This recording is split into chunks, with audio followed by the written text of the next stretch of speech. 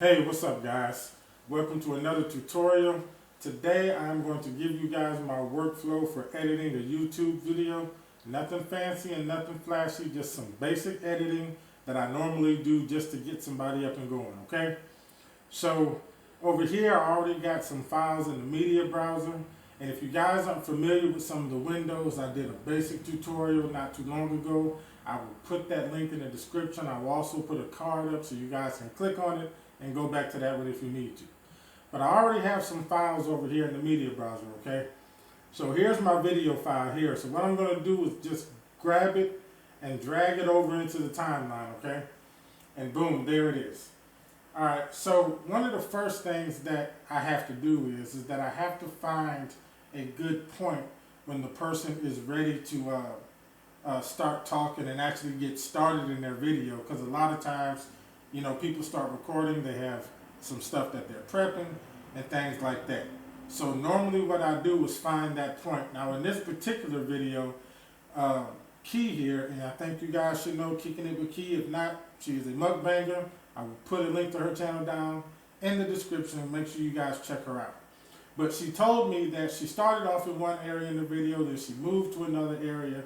So I know that I can kind of skip through the video to find where she's gotten into the new area and about where she's about ready to start talking. And I normally do that, guys. I can look kind of down here at the waveform and kind of tell, see it's straight right here, so she was quiet. And right about in here is where she starts talking. So I normally can get right to that point, kind of look at the video and see, you know, when she's about ready. And normally that's about it. So now what I'm going to do is just kind of drag it up so it starts right there. All right, so over here I've already got her intro ready to go into the timeline. So I'll grab it, bring it right over into the timeline. Then I'll come here and just delete the space here. All right, so now what has to happen is that I normally have to go through and start trying to see if there's any places in the video where she might have had to pause, where she might have gotten up to go get something or anything like that. So the easiest way for me to do that is I normally just we got the ribeye steak here, we got the baked potato here, and we have us a good old salad. Once again, looking at the waveform, because if she got it's a shell salad, it's got some eggs, some ham, the waveform and I didn't put no cheese today. And it's just, you know, a process of going through. Now see here where it gets a little straight at, I see a little peaks there, so most likely this isn't a place where she got up. Most likely this is an area where she's simply eating and not talking. So if I click there and then play it, I can look up and tell, yeah, see, she's there. She's just not talking, she's just simply eating. So, but those are the things that I look for to see if I'm gonna have to edit out. And in this video, which, guys, I've already actually edited this video for her. It's already up on her channel. You can go check it out. But once again, you know, waveforms down here that are kind of flat. I can just kind of click through, you know, and kind of see what I've got going on, just to make sure. Now, one thing I'm also looking for is color. Now, with the color, you have to be careful, because a lot of people that use their cell phones, a lot of times the cell phone will adjust the color as you're recording. It'll get lighter, it'll get darker. So if I start adjusting the color too much in lighter areas, when it gets darker, it's going to look bad. Or if I try to make it lighter in some of the darker places, then it'll get real bright when it lightens back up. So you have to be careful when it comes to actually doing color correction and exposure tweaking in these videos, because you don't want to make it, you know, too bright or too dark in areas. So normally, you know, I'll look at the quality. If it's just terrible, then I'll do some correcting. If not, then I am a firm believer to leave well enough alone when it comes to editing these type of videos. So once again, I'm just kind of clicking through, looking for things. I'm also looking at her audio waveforms over That's here, real good. just to make sure she doesn't get too Maybe I quiet should just or cut too my loud hair. during the video, because if I that really want happens, my there are glasses on places my that I face. may have to cut and get her through. So I'm just gonna cut this fake up, y'all. Get it on out the way. Okay. And once again, we're just kind of going through. Here's another flat space. You know, like I said, if I see even just little peaks, then I know that she's probably there and she's just eating. But, you know, it's better to be safe than sorry and just go through the video and check it out and see. Especially when there's, you know, maybe a minute or more in between. You know, that's enough time for somebody to get up real quick and go do something or whatever. And that kind of stuff, you just really don't want in your videos. You want your videos to be as clean as possible, to be as smooth as possible, and you really don't want a whole lot of break in what people are actually going to your video to watch. They're going to watch you do whatever it is that you're doing. So you don't want areas in the video where you're not there. You don't want spaces in the video that they have to sit around and wonder what you're doing, where did you go, and all that kind of stuff. So it's important that your videos remain clean, okay? Now, for the sake of this tutorial, I'm actually going to do a little color correcting, okay? So normally what I do is make sure I find a spot where it's light, the phone hasn't adjusted to make it dark. And one thing that's also important, guys, is you want to find a spot where the eyes are shown. The eyes are very important. So I have to find a spot videos where she has been looking at on my appreciation. So boom, I can stop it there. See, she's looking at the camera. So this is a good place for me to try to do a little color correcting, okay? So up here in Lumetri Color is where we do the correcting at. And here we have all kinds of basic tools here. Under the Creative tab, you know, there's different types of, these are basically filters that I can put on just to, if I want to do some real quick, you know, changes to it, see, you know, and just different things like that. But we won't, you know, we won't use any of that. Here's some more adjustments: faded film, sharpen, vibrance, some saturation, curves. Curves is one that I use a lot for a lot of videos that I edit. I'll probably use it here in a little bit on this particular video. The color wheels, not so much for this video. For inside videos, I use color wheels mostly for things that are outside to adjust the tones of the sky and the atmosphere and things of that nature. The HSL secondary, just another way for us to adjust more color. Some more settings down here, and vignette. Alright, so let's go back up to basic correction. So one of the things that I do see is that I've lost some detail in her face a little bit, in her skin in general. One way to kind of bring that back is to start adjusting the highlights. So I'll just tone that down just a little bit. Now, no big adjustments, guys. The smaller the adjustment, the better. Alright, don't get too outrageous with your adjustments, and don't go, you know, in this case, you know, doing it big is not better. Now, I also noticed that around is just a little dark, so I might bump the exposure just a little bit, just to brighten it a little bit. Once again, we're talking small things, alright? So now let's go to the curves. Now, like I say, this is one that I use a lot. With the curves, I can adjust the red, green, and blue, and the overall shade of the highlights and the shadows and the midtones, all right? So up toward the top of the line are the highlights, and here, of course, midtones. Down here are shadows. So normally what I want to do, guys, is I'll start, if it's dark, then I'll bring the shadows up a little bit. This keeps me from having to raise exposure way too much. So all I'll do is grab the line here, and I'll start bumping it up just a little bit. Once again, just a little bit, okay? With my highlights, I might want to drag it down just a little bit again to bring some of that detail back. that I might have lost when I raised the exposure and bumped up the shadows. So right in there looks kind of good for me. Once again, I don't do too much. There's no need for me to adjust the red, green, or blues in this because all the colors are pretty well saturated and they're just kind of, neutral. And that's the way you want them.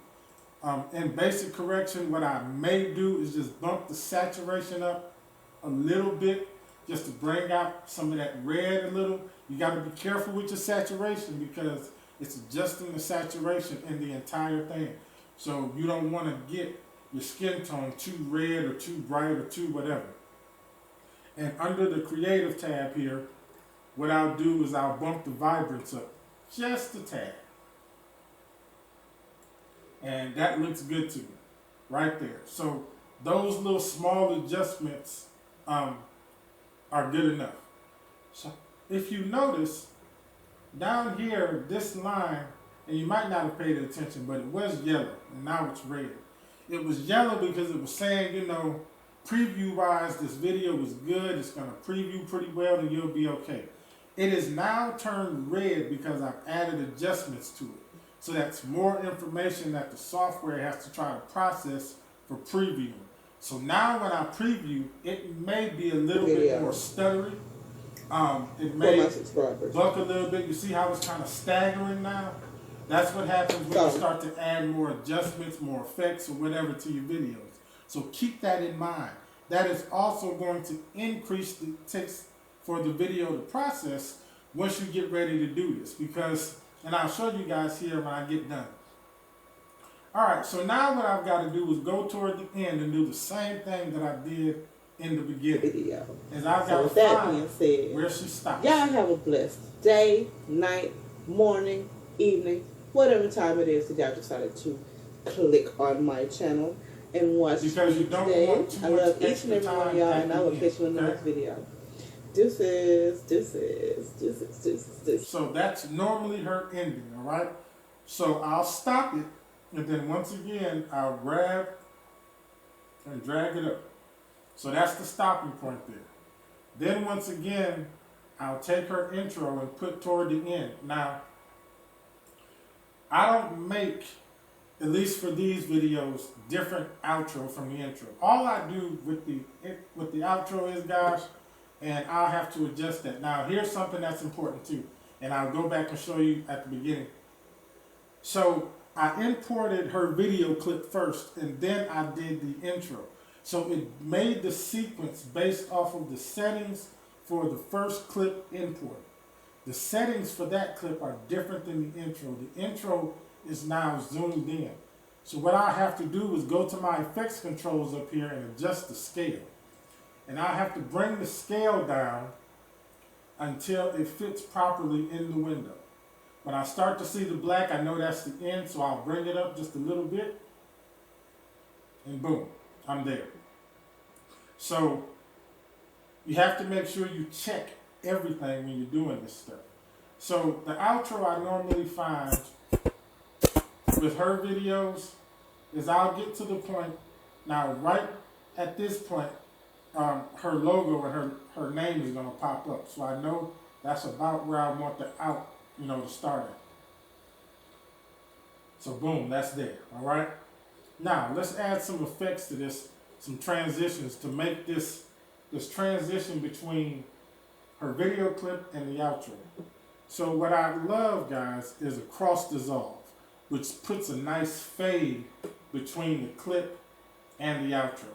I'll drop that right in between there. Let me stretch this out so you guys can see it more. And I'll drop it right in between. And for the audio, which is this track down here, I'll put an audio transition of another fade. And once again, I'll drop that in there.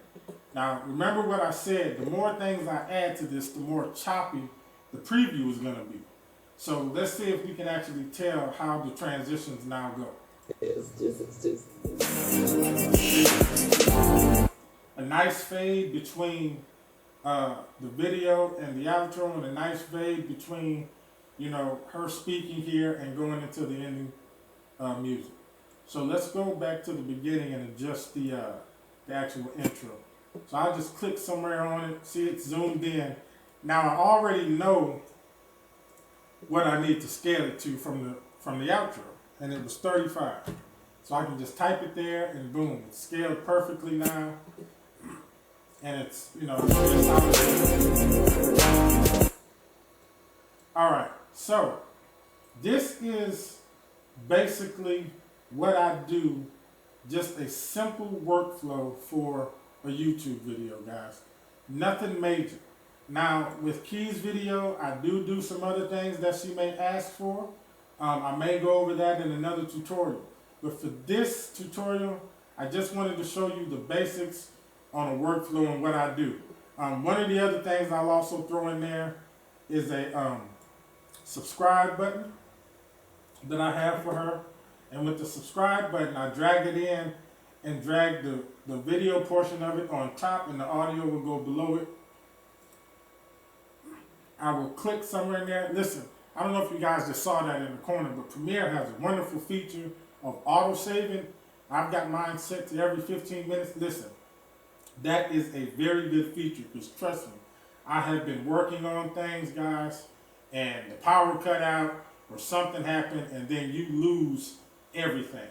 With auto save going on, I can always go into the folder and find the last auto save point, and boom, everything is there. But her subscribe button, it's the same thing. I scale it down a little bit just so it's not so big. I can click on motion up here and then come over here and just kind of drag it to wherever in the video I want it, which is normally kind of down into the corner a little bit. Right there looks about good. And I may scale it down. It's at 45 now, so I may scale it to about 40. And that's it. And so now she has a subscribe button there. And that's pretty much the basic workflow that I use for YouTube, guys. There's nothing really deep about it, man. It's very simple, very easy. But this editing will allow your videos to be a lot cleaner, a lot more smooth. It will allow people to watch them more easily, because remember, we're YouTube creators, so we want watch time. We don't just need subscribers. We need them to be able to watch as much of the video as possible. So you want to make it as easy as it possibly can be, right? This is one way you can do that, by real smooth editing. So I hope you guys enjoyed this tutorial, man. I want you guys to go to Kickin It Wit Kee's channel, check out her videos. You can also see some more advanced editing techniques that I use on her videos. Like I said, I may do some tutorials on that just to let you guys see how some of that works. Also go to my channel, Daylight Media Concepts. You can check out some other work and things that I've done there. Also, there will be some more tutorials up, guys. And also, there is another channel that I have started. This channel is with my son. It's called the Justin and Daddy Show. Man, you guys need to look that up, man. Me and this kid do some funny things, man. We got some things going on. We actually are doing a couple of mukbangs. You know, it is what it is. But go get to that channel, man. Check it out and subscribe. I will greatly appreciate it. And I will see you guys at the next one. Be easy.